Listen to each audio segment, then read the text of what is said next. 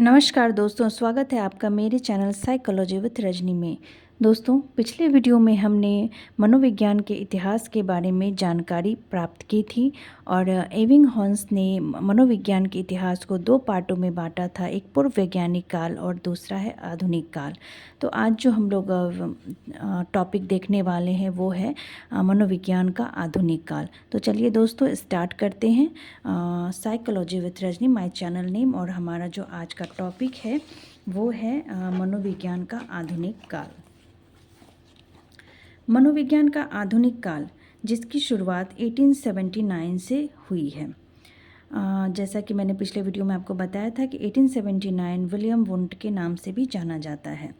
तो चलिए देखते हैं कि मनोविज्ञान का आधुनिक काल में हमें क्या क्या जानना है और क्या क्या पढ़ना है। इसकी शुरुआत जो या फिर इसका आरंभ कहिएगा वो है 1879, जिसमें कि विलियम वुंट के द्वारा जर्मनी के लिप्जिंग शहर में स्थित लिप्जिंग विश्वविद्यालय में प्रथम मनोवैज्ञानिक प्रयोगशाला स्थापित की गई थी, जिसका नया नाम है कार्ल मार्क्स विश्वविद्यालय। यानी कि पहली प्रयोगशाला, मनोवैज्ञानिक प्रयोगशाला कहाँ स्थापित हुई थी? तो लिप्जिंग विश्वविद्यालय में। यानी कि कौन से शहर में? तो लिप्जिंग शहर में। तो किसके द्वारा? तो विलियम वुंट के द्वारा। तो ये लिप्जिंग शहर कहाँ है? तो जर्मनी में है। तो शुरुआत कब हुई? तो 1879 में हुई। और इस लिप्जिंग विश्वविद्यालय का नया नाम क्या है? तो कार्ल मार्क्स विश्वविद्यालय है। विलियम वुंट कौन थे? तो विलियम वुंट चेतना के प्रबल समर्थक थे। इसी यूनिवर्सिटी में बहुत सारे एक्सपेरिमेंट उन्होंने किए, और जिसमें उन्होंने पाया कि सबसे ज़्यादा जो वर्तमान क्रिया व्यवहार जो होता है, सबसे ज़्यादा प्रभाव उसका चेतन प्रत्यक्षण क्रियाओं से होता है। यानी कि जो भी चीज़ हम देखते हैं वही चीज़ हम सोचते हैं, वही चीज़ हम समझते हैं। यानी कि जो हमारे सामने घटित होता है, हम उसके बारे में जो धारणाएं बनाते हैं वो ज़्यादा सत्य होती है। यानी कि उन्होंने चेतना को मनोविज्ञान का आधार माना। तो इसीलिए वो कहा जाता है कि वो चेतना के प्रबल समर्थक थे। मनोविज्ञान को नवीन स्वरूप यानी कि प्रयोगात्मक दिशा किसने दिया? तो विलियम वुंट ने दिया। इससे यहाँ पर भी एक क्वेश्चन बनता है कि मनोविज्ञान को नवीन स्वरूप या फिर प्रयोगात्मक दिशा किसने दिया? तो ये विलियम वुंट ने दिया। कब दिया? तो 1879 में दिया। मनोविज्ञान को दर्शन शास्त्र से अलग कर स्वतंत्र अस्तित्व या नवीन प्रयोगात्मक स्वरूप प्रदान किया तो किसने? तो इसका आंसर होगा विल्हेम। ये जैसे हम विलियम वुंट को कहते हैं, विल्हेम कहें या फिर विलियम वुंट, दोनों एक ही हैं। 1879 में।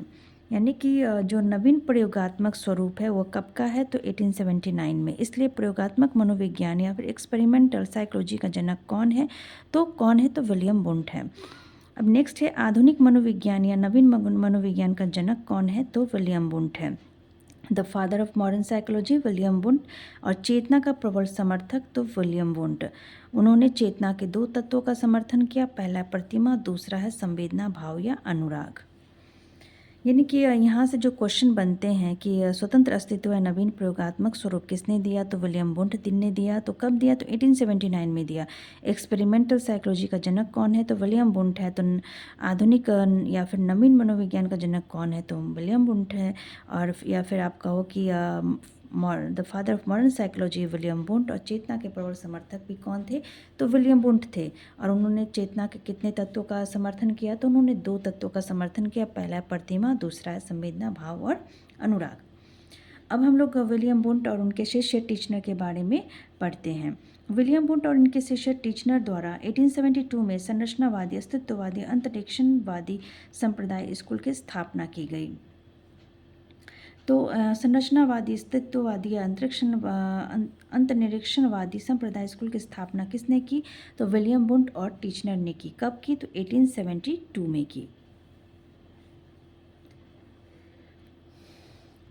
नोट देख कर के मैंने जो लिखा है उसके में यह विलियम वुड की जो थॉट हैं वो उन्होंने उसके बारे में लिखा है कि वो कहते थे कि जो दिखाई दे रहा है, जो सामने है, जो प्रस्तुत में है, जो प्रत्यक्ष में है, उसे चेतन कहते हैं, according to William would.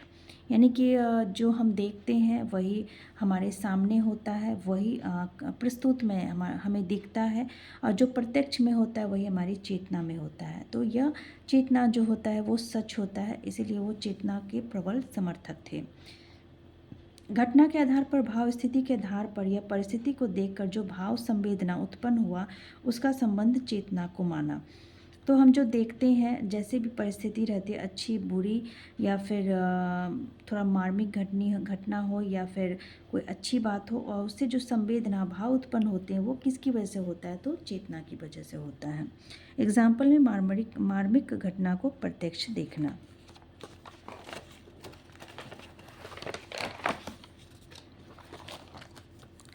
Next है विलियम वुंट और उसके शिष्य टीचनर द्वारा 1872 में संरचनावादी अस्तित्ववादी अंतर्निरीक्षण या संप्रदाय स्कूल की स्थापना की गई। ये मैं पहले ही बता चुकी हूँ कब की गई, तो 1892 में।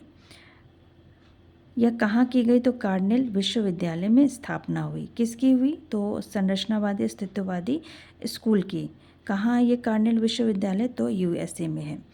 संरचनावादी संप्रदाय की मुख्य विषय वस्तु या आधार क्या है, तो चेतना, चेतन अनुभूति। ये संरचनावादी संप्रदाय की मुख्य विषय वस्तु या आधार क्या है, तो चेतना है और चेतन अनुभूति है। अब टीचनर ने चेतना के कितने तत्वों की वकालत किया है, तो टीचनर ने चेतना के 3 तत्वों की वकालत की है: प्रतिमा, संवेदना, भाव और अनुराग।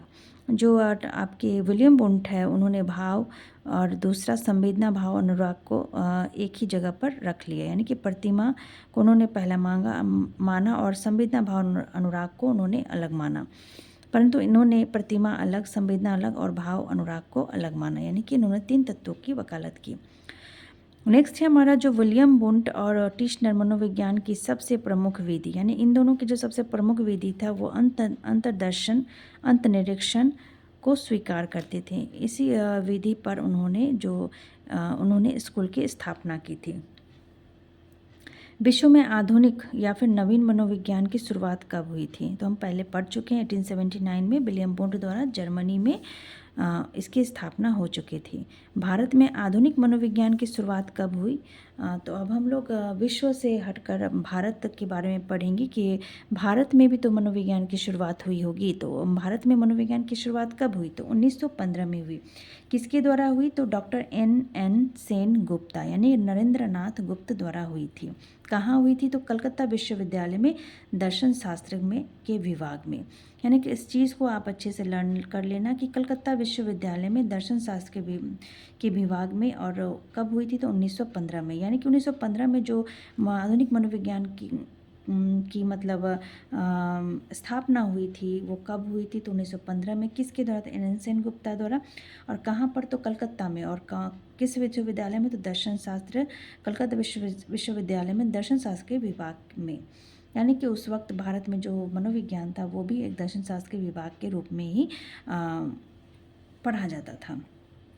भारत की प्रथम मनोवैज्ञानिक प्रयोगशाला 1915 में कब, कहाँ और किसके द्वारा हुई थी, हम पहले ही पढ़ चुके हैं। 1915 में कलकत्ता विश्वविद्यालय के दर्शन शास्त्र विभाग में डॉक्टर N सेन गुप्ता। दर्शन शास्त्र विभाग से अलग कर भारत का प्रथम मनोवैज्ञानिक विभाग कब बना, तो 1916 में हुआ। 1916 में बना, यानी इससे पहले वो दर्शन शास्त्र के एक विभाग के रूप में मनोविज्ञान को पढ़ा जाता था, जिसे स्थापित N सेन गुप्ता ने किया था। तो इससे अलग कब हुआ, तो 1916 में हुआ। मनोवैज्ञानिक विभाग का प्रथम अध्यक्ष कौन था और कब बनाया गया था, तो डॉक्टर गिरिंद्र शेखर बोस 1922 में। कब बनाया गया था, डॉक्टर गिरिंद्र शेखर बोस 1922 में। प्रथम भारतीय आधुनिक मनोविज्ञान का जनक डॉक्टर N सेन गुप्ता को माना जाता है। ऐसा इसलिए क्योंकि यहीं से N सेन गुप्ता ने ही मनोविज्ञान की शुरुआत दर्शन शास्त्र के विभाग के रूप में की थी।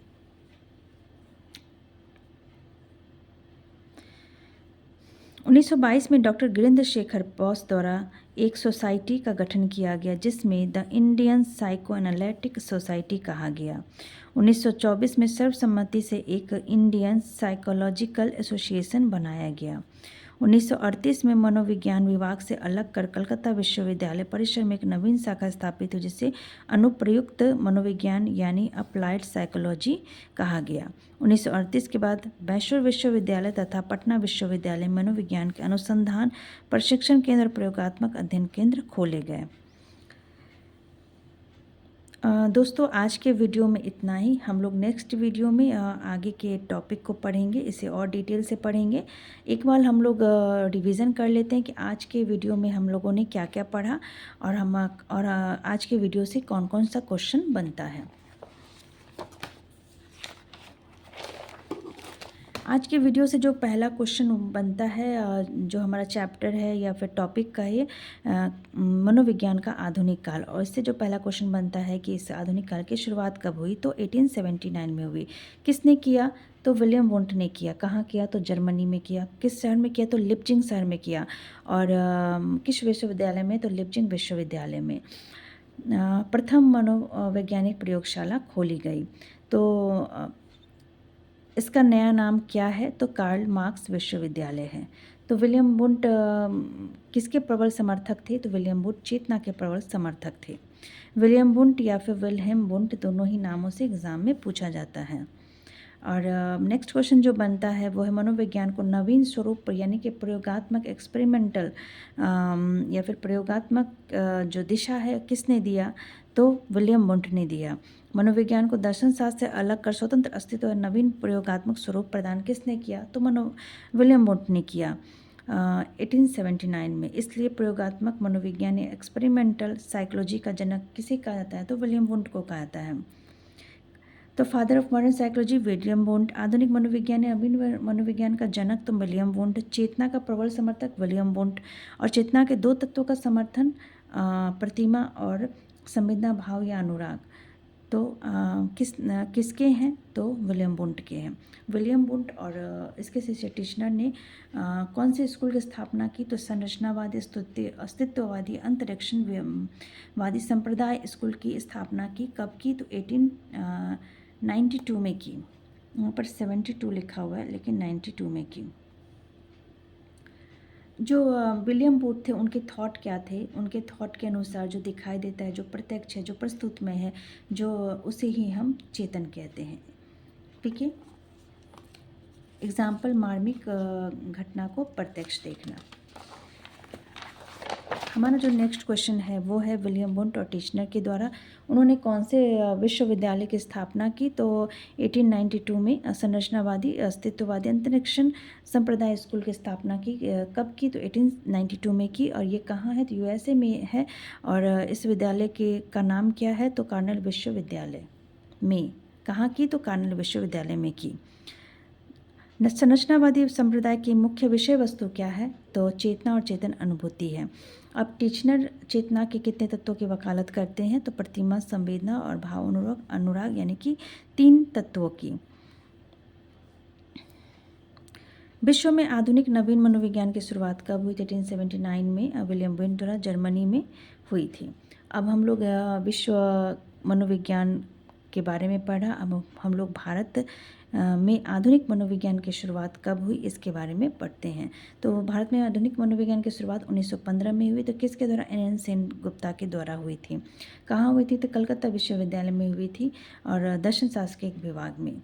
तो भारत की प्रथम प्रयोगशाला अगर पूछा जाए तो कब इसकी स्थापना हुई? तो 1915 में।